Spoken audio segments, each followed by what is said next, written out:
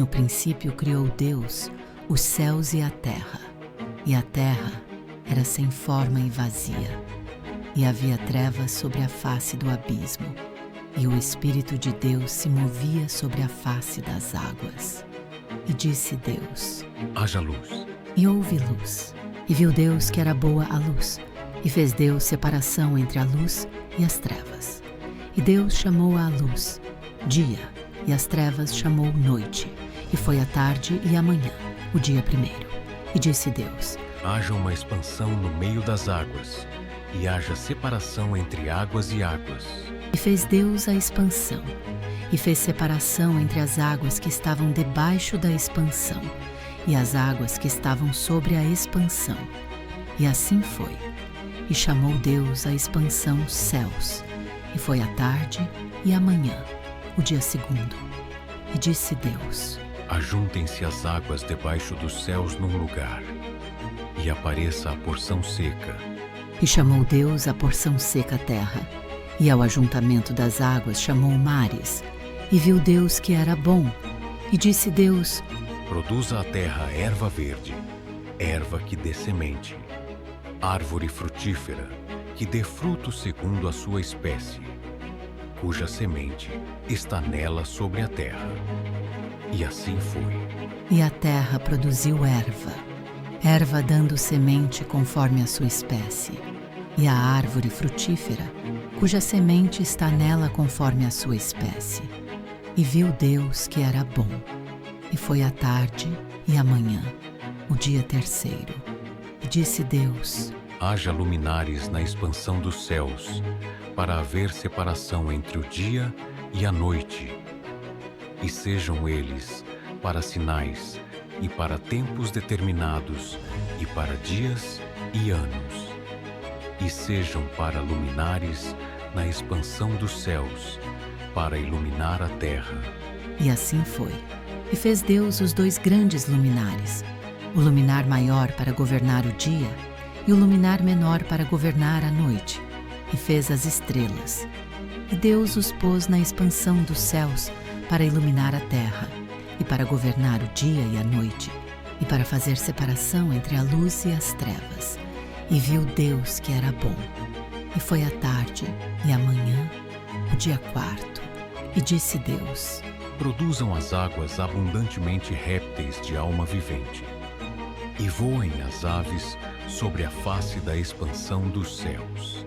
E Deus criou as grandes baleias, e todo o réptil de alma vivente que as águas abundantemente produziram conforme as suas espécies, e toda a ave de asas conforme a sua espécie. E viu Deus que era bom. E Deus os abençoou, dizendo: frutificai e multiplicai-vos, e enchei as águas nos mares, e as aves se multipliquem na terra. E foi a tarde e a manhã, o dia quinto. E disse Deus: produza a terra alma vivente conforme a sua espécie, gado e répteis e feras da terra conforme a sua espécie. E assim foi. E fez Deus as feras da terra conforme a sua espécie, e o gado conforme a sua espécie, e todo o réptil da terra conforme a sua espécie. E viu Deus que era bom. E disse Deus: façamos o homem à nossa imagem, conforme a nossa semelhança, e domine sobre os peixes do mar, e sobre as aves dos céus, e sobre o gado, e sobre toda a terra, e sobre todo o réptil que se move sobre a terra. E criou Deus o homem à sua imagem. A imagem de Deus o criou. Homem e mulher os criou. E Deus os abençoou. E Deus lhes disse: frutificai e multiplicai-vos, e enchei a terra, e sujeitai-a, e dominai sobre os peixes do mar, e sobre as aves dos céus, e sobre todo o animal que se move sobre a terra. E disse Deus: eis que vos tenho dado toda a erva que dê semente, que está sobre a face de toda a terra, e toda a árvore em que há fruto que dê semente, ser-vos-á para mantimento. E a todo o animal da terra, e a toda a ave dos céus, e a todo o réptil da terra, em que há alma vivente. Toda a erva verde será para mantimento. E assim foi. E viu Deus tudo quanto tinha feito, e eis que era muito bom. E foi a tarde e a manhã, o dia sexto. E aí, pessoal? Tudo pronto para a gente mergulhar de cabeça no Gênesis? Preparados? Hoje a gente vai desvendar a história da criação, Isso aí. mas não pode esquecer aquela leitura tradicional de domingo. Preparem-se para uma imersão de tira o fôlego na história da criação. Uma imersão profunda. A gente vai muito além da historinha da maçã e da cobra. Isso aí. Vamos escavar os simbolismos, a ordem dos eventos e entender como essa narrativa moldou a visão de mundo de tanta gente. É fascinante. Então, basicamente, o livro de Gênesis, que abre a Bíblia, conta como tudo começou, certo? Deus botou a mão na massa e em 6 dias. Pá, mundo criado. Exatamente. Mas me diz uma coisa, essa divisão em dias é literal ou tem um significado mais profundo? Boa pergunta. Aí que é coisa que é interessante. É. Tem quem interprete os 6 dias como períodos literais de 24 horas. Tipo na puxa mesmo. Mas muitos estudiosos veem esses dias como metáforas para eras geológicas ou fases simbólicas da criação. Entendi? Tipo, a gente não precisa se prender à ideia de que Deus era um reloginho cósmico. E essa progressão da criação do caos inicial até a obra completa tem alguma mensagem subliminar. Com certeza. A narrativa começa com a Terra sem forma e vazia, um caos total, né? Aí a cada dia Deus organiza, separa, cria, até chegar no ápice como homem e mulher. Essa progressão mostra como a ordem divina se impõe ao caos primordial. Faz sentido. E essa frase, e viu Deus que era bom, que se repete após cada etapa da criação. Parece até um mantra divino de aprovação, né? Exatamente. É como se Deus estivesse dando seu aval a cada passo da criação, Legal. mostrando que tudo que ele faz é bom em essência. E essa repetição reforça a ideia de que a criação é intrinsecamente boa e não resultado de um erro ou acidente cósmico. Ou seja, já nasce tudo abençoado. Mas voltando aos detalhes, a gente tem luz e trevas no primeiro dia. O que me lembra aqueles filmes épicos de batalha entre o bem e o mal. Qual a mensagem por trás dessa dualidade? Olha, a luz e as trevas são arquétipos poderosos presentes em diversas culturas. No Gênesis, a luz representa a ordem, a vida, o conhecimento divino, enquanto as trevas simbolizam o caos, o desconhecido, a ausência de Deus. É como se Deus estivesse desde o início estabelecendo um contraste fundamental entre esses dois polos. Interessante. Então a gente começa com essa tensão, essa dualidade que vai permear toda a história da humanidade. E no segundo dia, rola a separação das águas, Isso. formando o céu e a terra. É como se estivesse desenhando o cenário, né? É isso mesmo. A criação da expansão que separa as águas de cima das águas de baixo, formando o céu e a terra, é uma imagem poderosa da organização do cosmos. Sim.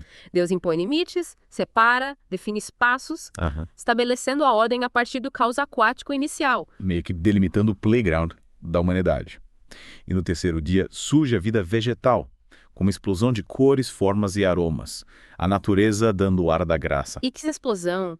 O texto destaca a diversidade e a beleza das plantas que Deus cria. Mesmo. É como se Ebeléias ele estivesse pintando a terra com pinceladas verdes, floridas, frutíferas. Que lindo. E essa abundância vegetal já aponta para a generosidade da criação e a provisão divina para a vida que viria a seguir. Deus caprichou no paisagismo cósmico. E no quarto dia chegam o sol, a lua e as estrelas, iluminando tudo e ditando o ritmo dos dias e das noites. Tipo um reloginho universal, né? Exato. A criação dos astros celestes marca a ordenação do tempo e a organização do cosmos. O sol e a lua não são apenas fontes de luz, mas também marcadores de tempo definindo o ritmo da vida na Terra. É como se Deus estivesse estabelecendo a ordem temporal a partir da ordem espacial já criada. E no quinto dia, as águas e o céu se enchem de vida. Peixes, aves, a bicharada toda dando um show de diversidade. E Deus abençoa essas criaturas ordenando que frutifiquem e se multipliquem, preenchendo as águas e os céus com vida abundante. É interessante como o texto destaca o movimento, a vibração, o dinamismo da vida animal. E no sexto dia, o grande finale. A criação dos animais terrestres, ou finalmente a grande estrela do show. o ser humano. É isso aí. Mas me explica uma coisa essa frase. Façamos o homem à nossa imagem, conforme a nossa semelhança. Sempre me intrigou. O que significa exatamente essa imagem e semelhança divina? Essa frase é um dos pontos mais debatidos do Gênesis. É. Afinal, o que nos torna a imagem e semelhança de Deus? Seria a capacidade de pensar, de amar, de criar? Ou seria nossa alma imortal um sopro divino que nos diferencia dos outros animais? Que mistério. É como se Deus tivesse nos dado um pedacinho dele, né? Mas e essa responsabilidade que o homem recebe de dominar, cuidar e subjugar a terra? Parece meio contraditório, né? Sim, essa é uma questão complexa que exige uma análise cuidadosa dos termos. É. Dominar não significa explorar de forma irresponsável, mas sim administrar com sabedoria. Cuidar implica em proteger e preservar a criação. Sim. E subjugar pode ser entendido como o ato de cultivar a terra e torná-la produtiva. Ou seja, a gente não é dono da terra, mas sim tipo um CEO responsável pelo bem-estar da empresa. É uma boa analogia. Mas me diz, essa ideia de frutificar e multiplicar-se é só sobre ter filhos ou tem um sentido mais amplo? Boa pergunta. A bênção de frutificar e multiplicar-se pode ser interpretada em diferentes níveis. Claro, tem a questão da procriação, da perpetuação da espécie humana, mas também podemos pensar na criatividade, na capacidade de gerar ideias, de construir, de transformar o mundo ao nosso redor. Ou seja, a gente tem que deixar nossa marca no mundo, mas com responsabilidade, né? Com certeza. E aí chegamos ao final do 6º dia, com Deus dando aquela olhada em tudo, declarando, eis que era muito bom. É como se ele estivesse aprovando o projeto final da criação, né? Exatamente. É a afirmação da beleza, da ordem, da bondade da criação. E essa declaração final de Deus é um convite para a gente contemplar a maravilha da criação, reconhecendo a sua beleza intrínseca e o seu valor inestimável. Ufa, que onda nada. Mas a história não acaba por aí, né? Em Gênesis 2 a gente tem o Jardim do Éden, a árvore do conhecimento do bem e do mal. Mas acho que vamos deixar essa parte para um próximo mergulho. Concordo? Já exploramos bastante por hoje. Mas antes de encerrarmos essa primeira parte da nossa imersão, eu queria te perguntar, o que mais chamou a atenção nessa análise inicial da criação? Olha, acho que essa ideia de progressão, de ordem se impondo ao caos, me fez pensar em como a gente busca essa ordem nas nossas vidas. A gente tenta organizar, planejar, controlar. Será que é um reflexo dessa busca divina pela ordem cósmica e você o que te fisgou? Para mim, o mais intrigante é essa frase, façamos o homem à nossa imagem. O que nos torna tão especiais para sermos imagem e semelhança de Deus? É uma pergunta que ecoa ao longo dos séculos e que cada um de nós precisa buscar sua própria resposta. E com essa pergunta no ar, a gente encerra a primeira parte do nosso mergulho no Gênesis. A próxima parte vamos explorar o impacto cultural dessa história e como ela se reflete na arte, na literatura, na música. Fiquem ligados! Até a próxima! De volta ao nosso mergulho profundo no Gênesis. A gente, na primeira parte, escavou a estrutura da narrativa da criação, a ordem dos eventos, os simbolismos. É verdade. A gente viu como Deus, a partir do caos primordial, cria o mundo em 6 dias, culminando com a criação do ser humano e o descanso divino no 7º dia. Isso. Mas, e aí essa história toda ficou só na Bíblia? Ou ela vazou para outras áreas da cultura? Vazou e vazou bonito. A história da criação do Gênesis influenciou a arte, a literatura, a música, a filosofia. É impressionante como essa narrativa ecoou ao longo da história, moldando a visão de mundo de diferentes culturas e civilizações. Uau! Tipo, a gente encontra reflexo do Gênesis em tudo quanto é canto. Me dá uns exemplos para eu visualizar melhor essa influência. Imagina só a Capela Sistina com aqueles afrescos poderosos do Michelangelo. A criação do homem, um dos painéis mais famosos, é pura inspiração no Gênesis. Ou então, Paraíso Perdido, do John Milton, um épico que reconta a história da queda do homem a partir da narrativa bíblica. Nossa! E tem mais? Me fala mais. Tem muito mais. Vitrais de catedrais, esculturas, mosaicos. A criação do mundo virou tema recorrente na arte sacra. E essa influência não se limita ao passado, não. A gente vê a narrativa do Gênesis sendo revisitada e reinterpretada em filmes, peças de teatro, obras de arte contemporânea. Ou seja, essa história continua inspirando artistas até hoje. Mas além da arte, qual o impacto dessa narrativa na forma como a gente entende o mundo e nós mesmos? Olha, a história da criação do Gênesis nos convida a refletir sobre questões fundamentais da existência humana. Quem somos, de onde viemos, para onde vamos, qual é o nosso lugar nesse planeta. É como se ela nos desse um ponto de partida, um mapa, para navegarmos pelas perguntas mais profundas da vida. É bem profundo. E quais as principais mensagens que essa narrativa milenar nos transmite?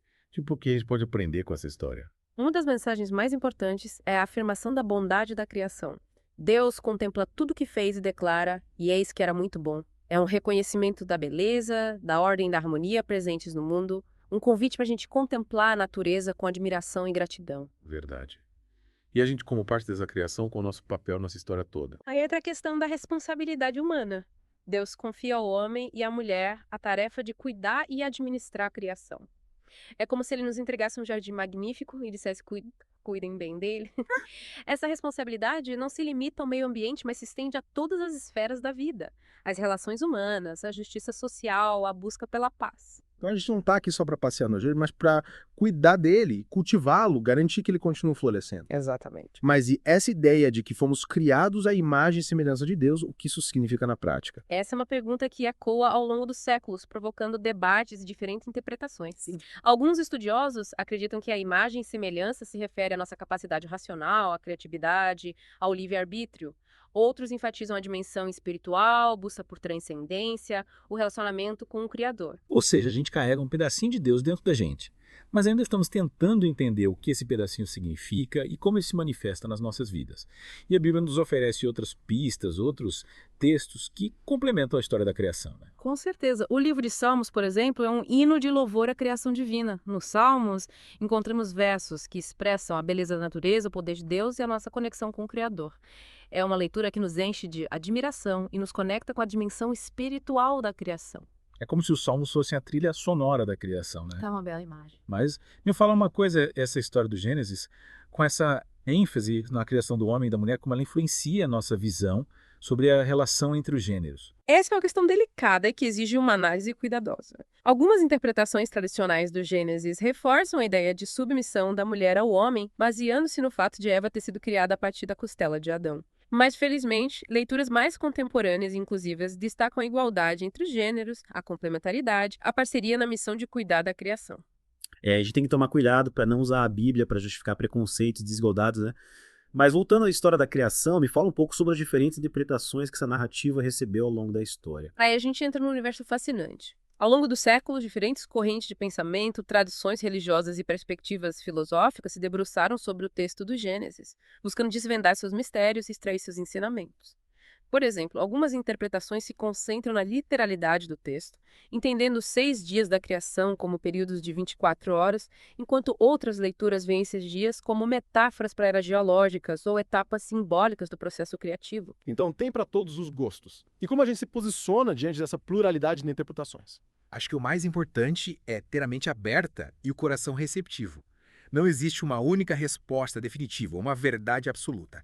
Cada leitor, cada época, cada contexto traz consigo suas próprias perguntas, suas próprias lentes para interpretar a narrativa. Ou seja, o Gênesis é um texto vivo que continua a nos provocar e a nos inspirar, independente de como a gente o interpreta. Sim. E essa diversidade de leituras é enriquecedora. Com certeza. Mas nos mostra a riqueza e complexidade da história da criação, convidando-nos a um diálogo constante, a uma busca incessante por significado. E nesse diálogo é importante ter respeito pelas diferentes perspectivas, acolher a diversidade de pensamento e reconhecer que a busca por compreensão é um processo contínuo.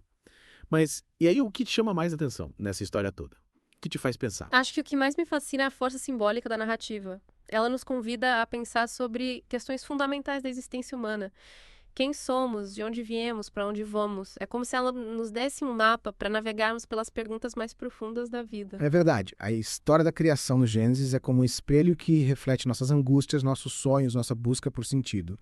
E ela nos lembra que, apesar de todas as nossas limitações, somos parte de algo maior, de uma história que começou há muito tempo e que continua a se desenrolar a cada dia. E nesse desenrolar da história, cada um de nós tem um papel a desempenhar, uma contribuição a dar. E a narrativa do Gênesis nos oferece um ponto de partida, um norte para a nossa jornada. E falando em jornada, acho que a gente já explorou bastante essa parte da história da criação, não é? Verdade. Fizemos um belo mergulho na influência cultural do Gênesis e nas diferentes interpretações da narrativa. Mas antes de encerrar essa segunda parte da nossa imersão, queria deixar uma pergunta para os nossos ouvintes. Como a história do Gênesis te ajuda a entender o seu lugar no mundo e a sua responsabilidade com a criação?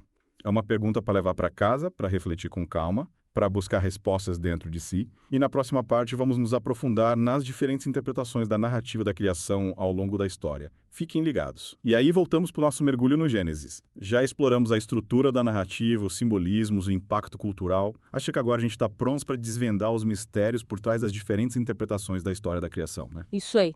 É como se a gente tivesse várias camadas de leitura, cada uma revelando novos significados e nuances da narrativa. É tipo, a gente já viu que a história da criação não é uma coisa estática, né? Exatamente. E essa pluralidade de interpretações é fascinante, mostrando como um único texto pode gerar tantas leituras diferentes ao longo da história. E a gente encontra debates acalorados, né, sobre a criação do homem, a imagem e semelhança de Deus. O que significa essa imagem?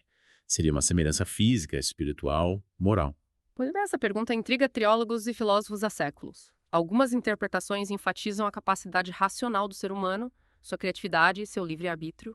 Outros destacam a dimensão espiritual, a busca por transcendência, o relacionamento com o Criador. Ou seja, essa imagem e semelhança pode ter várias nuances, né? Sim, com certeza. E essa questão da mulher, na criação, como ela é abordada nas diferentes interpretações. É um ponto crucial. Algumas interpretações tradicionais veem a mulher como submissa ao homem, baseando-se na ideia de que Eva foi criada a partir da costela de Adão. Mas leituras mais contemporâneas destacam a igualdade entre os gêneros, a complementaridade, a parceria na missão de cuidar da criação. É interessante como o mesmo texto pode gerar leituras tão diferentes ao longo do tempo, né? Exatamente. A história da criação em Gênesis é um terreno fértil para o debate, a reflexão, a busca por novos entendimentos. É importante a gente ter em mente essa pluralidade de interpretações ao ler o texto. Então não existe uma única resposta certa. Com certeza, não existe uma verdade absoluta. Cada leitor, cada época, cada contexto traz consigo suas próprias perguntas, suas próprias lentes para interpretar a narrativa. E essa abertura para múltiplas leituras é que torna a história da criação tão rica e atemporal, né? Sem dúvida. Ela nos convida a um diálogo constante, a uma busca incessante por significado. E nesse diálogo é importante a gente ter respeito pelas diferentes perspectivas, acolher a diversidade de pensamento e reconhecer que a busca por compreensão é um processo contínuo. Acho que a gente tem que ter humildade para reconhecer que não tem todas as respostas, né? E que a beleza do Gênesis está justamente nessa capacidade de nos provocar, de nos fazer questionar, de nos levar a uma busca constante por significado. Exatamente. A história da criação em Gênesis não é um manual com respostas prontas, mas um convite à reflexão, ao questionamento, à busca por uma compreensão mais profunda da nossa própria existência e do nosso lugar no mundo. É verdade. E com essa mensagem inspiradora, acho que a gente pode encerrar o nosso mergulho no Gênesis, né? Sim, acho que fizemos uma bela imersão na história da criação, explorando seus múltiplos significados e desvendando seus mistérios. Esperamos que essa jornada tenha provocado reflexões, inspirado novas perguntas e aberto seus horizontes para a riqueza e a complexidade da narrativa da criação em Gênesis. E lembrem-se, a história continua, e cada um de nós tem um papel a desempenhar na construção de um futuro mais justo, harmonioso e sustentável, inspirados pela beleza e a grandiosidade da criação. Até o próximo mergulho.